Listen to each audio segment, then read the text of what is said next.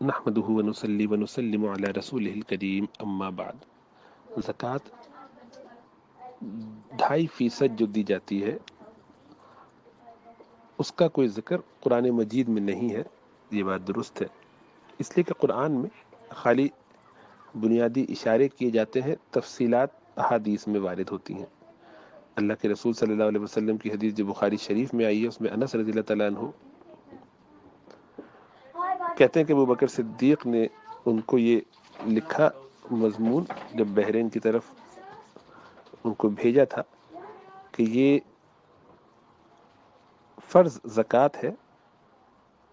رسول اللہ صلی اللہ علیہ وسلم نے مسلمانوں پہ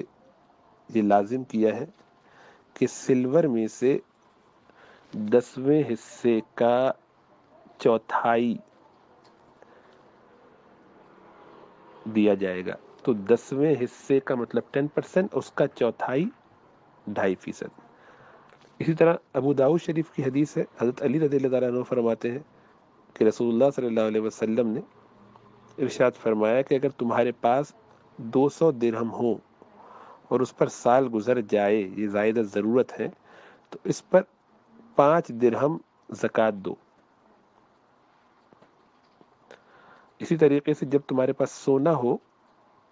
تو تمہیں 20 دینار تک کچھ دینے کی ضرورت نہیں ہے، اور 20 دینار جب ہو جائیں، اس سے کم پہ تو کچھ نہیں دینا، لیکن جب 20 دینار جمع ہو جائیں اور اس پر سال گزر جائے تو تمہیں آدھا دینار دینا ہے۔ تو 20 کا آدھا دینار بھی 2.5% بنتا ہے، تو یہ سونے کا نصاب بھی 2.5% ہو گیا، جس طریقے سے اوپر چاندی کا بیان ہوا حدیث کے اندر،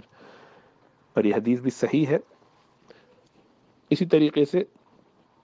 ابن ماجہ شریف کی حدیث جو عبداللہ ابن عمر رضی اللہ تعالیٰ عنہما اور حضرت عائشہ صدیقہ رضی اللہ تعالیٰ عنہ سے مروی ہے، اس میں یہ ہے کہ رسول اللہ صلی اللہ علیہ وسلم نے ارشاد فرمایا، اور آپ کا یہ معمول تھا جیسا کہ بیان فرمایا ان صحابہ نے،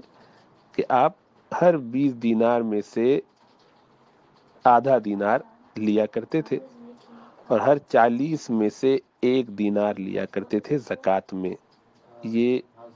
بھی صحیح حدیث ہے ابن ماجہ شریف کی۔ اسی طریقے سے مصنف ابن ابی شیبہ کے اندر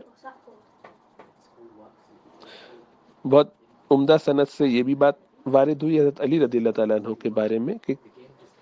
انہوں نے فرمایا کہ 20 دینار سے کم پر کوئی زکوٰۃ نہیں ہے، اور 20 دینار پر آدھا دینار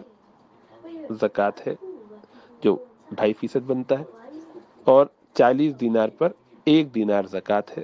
یہ بھی 2.5% ہی بنتا ہے، اور اس کے اوپر جو ہوگا ظاہر بات ہے اس پر بھی اسی طرح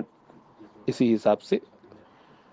اندازہ لگا کے 2.5% دیا جائے گا۔ تو یہ ساری احادیث 2.5% کو واضح کرتی ہیں، اس لیے یہ 2.5% زکوٰۃ کا کانسیپٹ اسلام میں ہے احادیث کی روشنی میں، اور ائمہ مجتہدین اور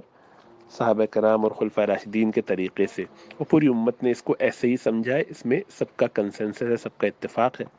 اللہ سبحانہ و تعالی ہمیں دین کی بنیادوں کو سمجھنے کی اور عمل کرنے کی توفیق عطا فرمائے۔